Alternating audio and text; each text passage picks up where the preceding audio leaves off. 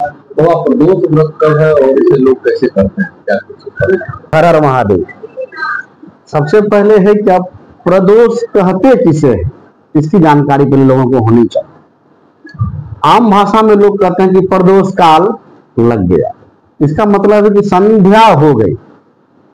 संध्या काल को प्रदोष काल कहा जाता है, जो प्रत्येक दिन संध्या होती है। तो प्रदोष व्रत कब रखा जाए? तो प्रदोष व्रत जो है यह शिव की आराधना के लिए लोग रखते हैं, शिव की महिमा को प्राप्त करने के लिए रखते हैं। यह जो प्रदोष व्रत रखा जाता है वह त्रयोदशी तिथि को रखा जाता है। माह में दो पक्ष होते हैं, शुक्ल पक्ष और कृष्ण पक्ष। दोनों पक्ष में त्रयोदशी तिथि आता है। त्रयोदशी तिथि को ही प्रदोष व्रत करने का नियम रखा गया है। जब संध्या काल होती है तो इस व्रत का प्रारंभ होता है। संध्या काल का मतलब है कि सूर्योदय के अस्त के बाद, सूर्य के उदय का जब अस्त टाइम होगा उसे प्रदोष काल का प्रारंभ कहा जाता है।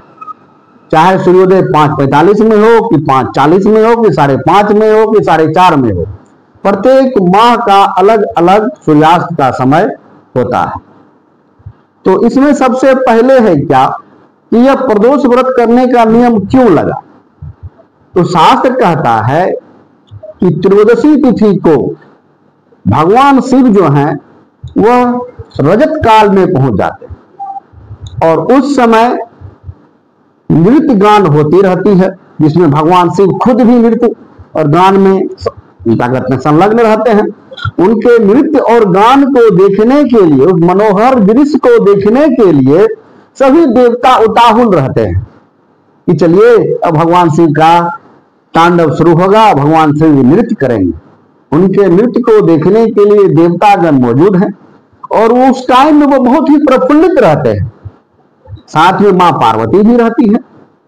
तो उस मां पार्वती की आराधना के लिए प्रफुल्लित मन से लोग जो व्रत करते हैं और भगवान शिव और पार्वती से प्रार्थना करते हैं कि मुझे मेरी मनोकामना को पूर्ण कीजिए। अधिकांश ये सुहागिन महिला करती है, जिसमें वो चाहती है कि सौभाग्यवती रहें हम, जब तक हम इस पृथ्वी पर रहें सौभाग्यवती ही हमारा इस पृथ्वी से विराजमान हो। इसके साथ साथ संतान की प्राप्ति के लिए यह व्रत किया जाता है, सुख समृद्धि के लिए किया जाता है, लक्ष्मी की प्राप्ति के लिए किया जाता है, क्योंकि मां पार्वती ही सब गुण संपन्न है। लक्ष्मी भी है, सरस्वती भी है, दुर्गा भी है, काली भी है, सब कुछ वही है। तो माता का आशीर्वाद और परमपिता परमेश्वर भगवान शिव का आशीर्वाद प्राप्त करने के लिए ये त्रयोदशी प्रदोष व्रत की जाती है और यह करना हम सबों के लिए एक शुभ फलदायक होता है। इस बार कब मनाया? और इस बार 5 मई 2023 को प्रदोष व्रत मनाया जाएगा, जो कि कहा जाता है कि वैशाख महीना के शुक्ल पक्ष में यह तिथि त्रयोदशी को मनाया जाएगा। इसके लिए व्रत करने के लिए हमने पारण करना होगा नेक्स्ट डे।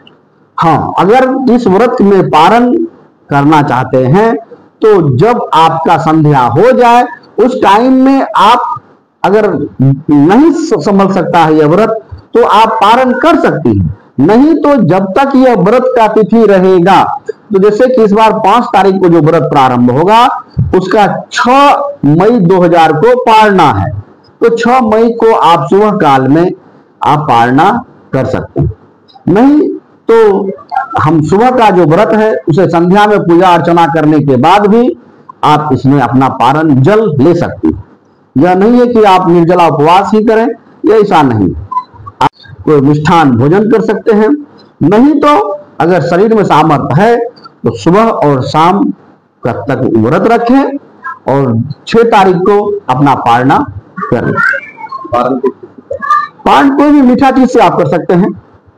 सबसे पहले तो जल से आप अपना शरीर को तुरंत शक्ति दें, इसके साथ साथ मीठा भोजन करें, बाद में आप अपना नमक का सेवन करके अपना आहार को ले सकते हैं। प्रदोष व्रत करने से क्या लाभ? नाम ही है प्रदोष, दोष लगा हुआ। आपके द्वारा जो भी गलती हुई, जो भी दोष आपके द्वारा आपको मिला, उस दोष की समाप्ति के लिए, उस दोष के प्रवाह को कम करने के लिए यह प्रदोष व्रत किया जाता है। क्योंकि कहता है भावी नेट सकहि त्रिपुरारी, जो भी हमारा भावी है, अनहोनी है, उसको महाप्रभु भोलेनाथ उस सबको समाप्त कर सकते हैं।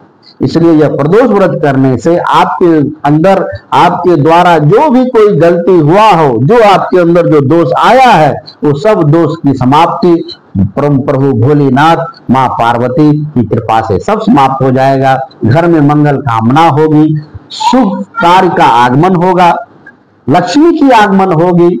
जो भी मंगलमय कार्य आप करना चाहेंगे, पढ़ाई लिखाई, जो भी आपके साथ होने वाला होगा, सबका रास्ता खुल जाएगा। इसलिए प्रदोष व्रत करना जरूरी है। मेरा नाम पंडित मनोत्पल झा, ज्योतिषी, महाराज जी हाटा, पूर्णिया।